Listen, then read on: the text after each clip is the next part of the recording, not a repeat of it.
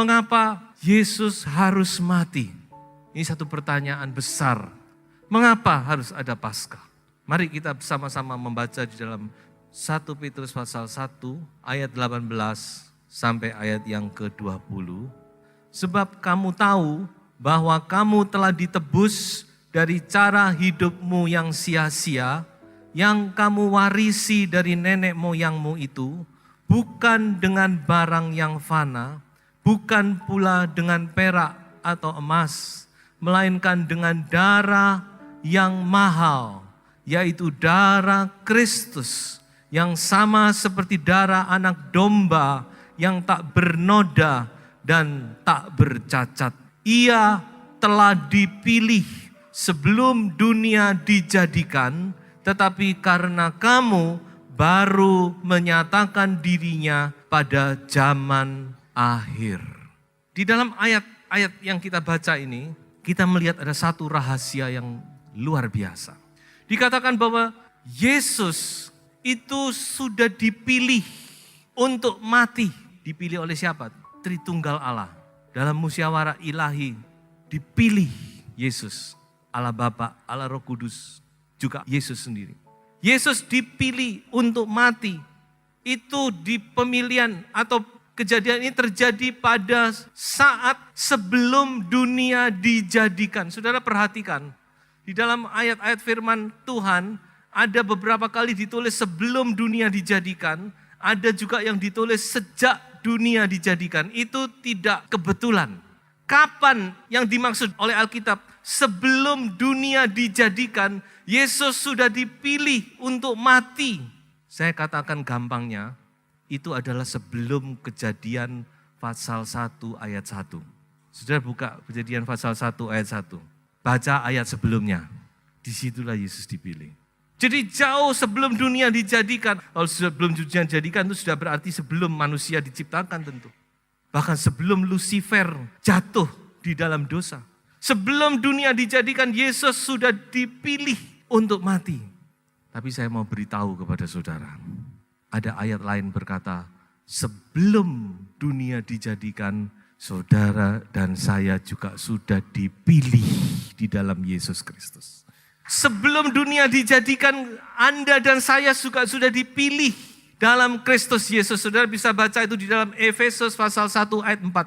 Kalau kita mau merenungkan hal ini, saudara-saudara, luar biasa. Allah dalam kemahatauannya sudah melihat dari awal apa yang akan terjadi di akhir. Bahkan sebelum manusia diciptakan, Allah sudah melihat tentang kejatuhan manusia. Dan Yesus harus mati untuk bisa mengangkat manusia kembali. Itulah saudara-saudara, dikatakan Yesus dipilih sebelum dunia dijadikan. Sekarang pertanyaannya, mengapa kok Yesus dipilih? Sebelum kita melihat lebih jauh, saudara-saudara, mengapa Yesus harus mati? Coba saudara, kita melihat di dalam Kejadian pasal yang ketiga. Ini adalah sebab musabab. Kenapa kok Yesus harus mati? Kita tahu bahwa Kejadian pasal 3 ini bicara tentang kejatuhan manusia di dalam dosa. Saya langsung baca mulai ayat 6 saja. 6, 7, 8, kemudian loncat ayat 21. Perempuan itu melihat bahwa buah pohon itu baik untuk dimakan dan sedap kelihatannya. Lagi pula pohon itu menarik hati karena memberi pengertian. Lalu ia mengambil dari buahnya dan dimakannya dan diberikannya juga kepada suaminya yang bersama-sama dengan dia. Dan suaminya pun memakannya, maka terbukalah mata mereka berdua dan mereka tahu bahwa mereka telanjang. Lalu mereka menyemat daun pohon ara dan membuat cawat.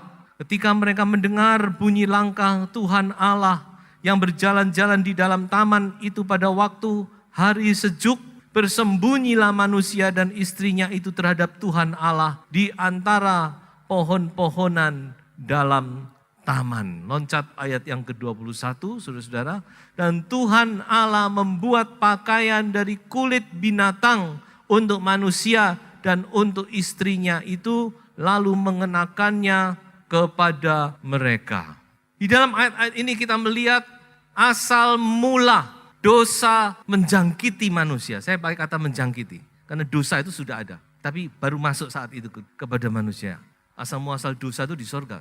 Waktu Lucifer memberontak kepada Allah dan dicampakkan ke bumi.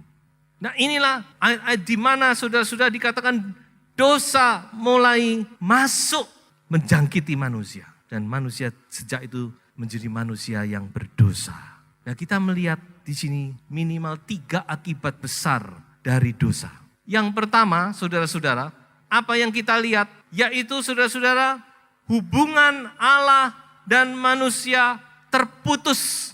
Ketika dosa masuk, maka hubungan Allah dengan Adam dan Hawa terputus dengan sendirinya.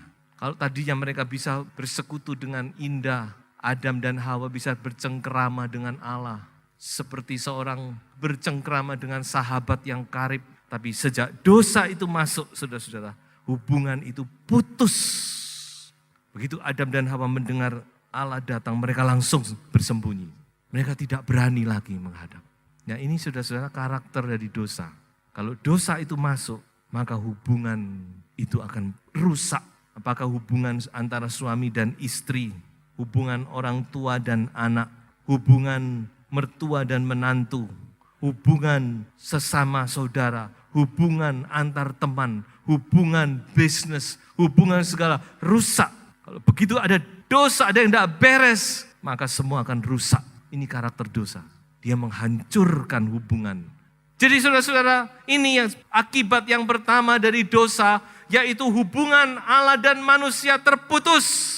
Betapa saudara menyedihkannya saat itu. Saya yakin baik Allah, baik Adam, sama-sama hati mereka terluka. Lalu apa akibat yang kedua dari dosa saudara-saudara? Manusia menjadi seterunya Allah. Menjadi musuh. Kalau terputus gitu saja tidak apa-apa. Tapi terputus ini menjadikan manusia dengan Allah itu kontradiksi sekarang. Menjadi musuh situasinya. Jadi manusia sekarang saudara-saudara punya musuh. Dan musuhnya ini tidak main-main, yaitu Allah sendiri yang menjadi musuhnya. Saudara jadilah orang yang tidak punya musuh ya. Tapi dikatakan dosa itu membuat manusia menjadi seterunya Allah. Coba kita baca 2 ayat ini. Roma pasal 5 ayat yang ke-10. Sebab jikalau kita ketika masih seteru diperdamaikan dengan Allah oleh kematian anaknya, lebih-lebih kita yang sekarang telah diperdamaikan pasti akan diselamatkan oleh hidupnya. Jadi ayat ini berbicara tentang keadaan kita yang dahulu.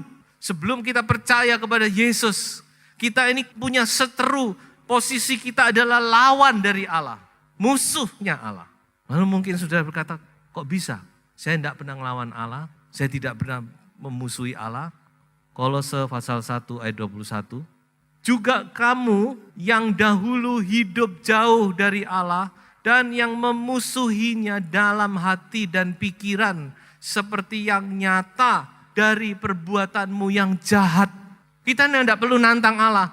Tapi perbuatan-perbuatan manusia yang jahat itu secara tidak langsung dia sudah memusuhi Allah. Kalau kita bicara tentang musuh, orang mungkin menolak. Saya tidak pernah memusuhi Allah. Tapi sudah kalau dibacakan ayat ini baru mengerti, bukan? Bukannya kita mau memusuhi, tapi perbuatan manusia yang jahat itu menempatkan dia mau tidak mau menjadi musuh dari Allah. Itulah akibat dari dosa. Dan yang paling fatal, saudara-saudara, manusia jatuh di bawah murka. Ketika manusia menjadi musuh Allah, maka mereka ada di bawah murka Allah. Yohanes 3 ayat 36. Barang siapa percaya kepada anak, ia beroleh hidup yang kekal. Tetapi barang siapa tidak taat kepada anak, ia tidak akan melihat hidup, melainkan murka Allah tetap ada di atasnya. Orang yang tidak percaya, tidak menerima Yesus, dia tidak percaya menolak Yesus. Dengan sendirinya ia menempatkan dirinya di bawah murka Allah. Ayat Alkitab berkali-kali bicara tentang murka yang akan datang. Memang sekarang belum kelihatan, mungkin kelihatan dalam skala-skala kecil saja. Banyak kejadian-kejadian kita tahu bahwa itu salah satunya manifestasi dari murka Allah. Tapi ada satu saat murka Allah ini akan menimpa semua umat manusia di muka bumi. Wahyu berkata, sampai orang itu berkata kepada gunung-gunung, kepada batu-batu, katakan, timpalah kami, timpalah kami. Kami tidak tahan melihat murka anak domba itu. Sampai minta mati tapi tidak bisa mati. Karena diperhadapkan pada murka Allah yang luar biasa. Nah ini saudara-saudara, kedudukan manusia ketika dia jatuh di dalam dosa. Dosa masuk, maka manusia ada di bawah murka sekarang. Dan bukan cuma itu, banyak akibat-akibat lain. Alam menjadi tidak bersahabat. Ya manusia harus bekerja keras, mengatakan di dalam Kejadian pasal 3 harus berpeluh, berkeringat untuk mencari sesuap nasi. Alam pun tidak bersahabat lagi. Tapi kita melihat lebih jauh, bagaimana sekarang? Apa yang terjadi setelah manusia jatuh dalam dosa? Ternyata manusia juga punya usaha untuk menutupi, untuk mengatasi hal ini. Caranya apa? Tadi sudah kita baca, manusia coba dengan daun-daun, dia membuat pakaian lalu dia tutupi tubuhnya yang dia tahu dia sedang telanjang. Dia tutupi tubuhnya untuk dia berani menghadap Allah. Inilah saudara tindakan manusia. Karena manusia diberi hikmat, bukan? Kan diciptakan menurut peta dan teladan Allah. Manusia tidak bisa terima gitu saja. Dia selalu punya usaha. Bagaimana? Ya coba daun-daun ini buat pakaian. Ya sekarang kita boleh menghadap Allah. Nah ini gambaran bagaimana tindakan manusia untuk mengatasi dosa. Daun pohon ara itu berbicara tentang kebenaran diri kita sendiri. Kebenaran manusia bisa berupa perbuatan baik. Dengan perbuatan baik orang ingin supaya dia bisa diterima oleh Allah. Pendidikan, manusia berharap lewat pendidikan bisa menjadi lebih baik. Menjadi manusia yang beradab. Yang paling tinggi mungkin adalah agama. Tapi saya beritahu, kekristenan itu bukan agama. Yesus tidak datang ke dunia untuk memulai satu agama Kristen, bukan. Kekristenan itu wahyu dari Allah kepada manusia, memberitahu jalan kepada dia ini loh. Kekristenan justru memberitahu bahwa kita nggak bisa jadi baik. Wes gak usah usaha, gak usah macam-macam. Kamu gak bisa jadi baik dengan kekuatanmu sendiri. Kesalehanmu tidak bisa membuat kamu baik. Kamu bisa jadi baik kalau kamu ada di dalam Yesus Kristus. Dia adalah satu-satunya jalan kepada Allah Bapa. Coba kita baca Yesaya 64 ayat yang ke-6. Demikianlah kami sekalian seperti seorang najis dan segala kesalehan kami seperti kain kotor. Kami sekalian menjadi layu seperti daun dan kami lenyap oleh kejahatan kami seperti daun dilenyapkan oleh angin. Daun pohon ara bisa dibuat baju? Tidak bisa. Itulah sebabnya dikatakan tadi apa? Lalu Tuhan Allah membuat pakaian dari kulit binatang. Apa yang dimaksud di sini? Ada korban.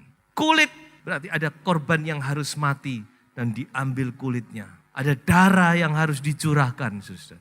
Ini tidak lain berbicara kepada Yesus Kristus Tuhan kita. Sebab itu ketika Yesus datang muncul di sungai Yordan, Yohanes Pembaptis mendapat wahyu dari sorga. Dia berkata, lihat anak domba Allah yang membasuh dosa seisi dunia. Jadi kita melihat di sini Yesus, dia menjadi korban. Dia adalah anak domba Allah yang harus mati itu untuk menutup, menghapus segala dosa manusia. Mengapa harus Yesus? Apa tidak bisa orang lain? Mengapa Yesus? Ada beberapa sebab utama, saudara-saudara. Mengapa kok Yesus? Apa tidak bisa binatang? Bukankah di perjanjian lama Allah sendiri memberikan peraturan binatang dikorbankan untuk menutup dosa, bukan menghapus, menutup. Dosa tidak bisa dihapus dengan darah binatang. Yang berdosa manusia kok, yang suruh nanggung binatang. Ini prinsipnya Taurat bukan? Mata ganti mata, gigi ganti gigi, nyawa ganti nyawa. Yang berdosa manusia yang suruh nanggung binatang, kan kasihan saudara-saudara. Yang salah manusia, yang berdosa manusia, yang jadi korban harus manusia. Ini prinsip. Makanya di perjanjian lama korban binatang itu sebenarnya cuma lambang. Itu cuma menunjuk kepada Yesus. Ini cuma lambang. Substansinya adalah Yesus. Nanti di perjanjian baru, Yesus yang akan menjadi korban. Semua korban di perjanjian lama cuma lambang. Tapi banyak orang lebih senang memegang lambang daripada memegang yang sesungguhnya. Jadi saudara-saudara, mengapa harus Yesus? Karena pertama-tama, syarat pertama harus manusia. Manusia yang berdosa harus diganti dengan manusia. Nyawa manusia yang berdosa harus diganti dengan nyawa manusia. Saudara pegang ini. Saya akan bawa saudara lebih jauh. Manusia kan banyak, mengapa harus Yesus? Nah saudara-saudara, ada hal yang kedua yang harus saudara mengerti, untuk menjadi korban itu harus tidak bercacat celah. Keluaran 12 ayat 5 itu adalah salah satu pelajaran pertama yang diberikan kepada orang Israel. Bagaimana mereka harus membawa korban pada malam Paskah. Keluaran 12 ayat 5, sebelum mereka dikeluarkan dari Mesir, itulah asal-usul Paskah, saudara-saudara. Passover, malaikat maut melewati Paskah. Persyaratan pertama yang disampaikan oleh Musa kepada bangsa Israel untuk mengambil anak domba, dikatakan anak domba itu harus jantan, tidak bercela, berumur setahun. Harus tidak bercacat celah. Dan itu kemudian terus ada di dalam peraturan-peraturan Taurat. Membawa korban kepada Tuhan harus memilih anak domba atau lembu yang tidak bercacat celah. Without blemish. Tidak dipersalahkan, tidak ada salah dosa. Tidak ada cacatnya. Nah makanya harus pilih sekarang.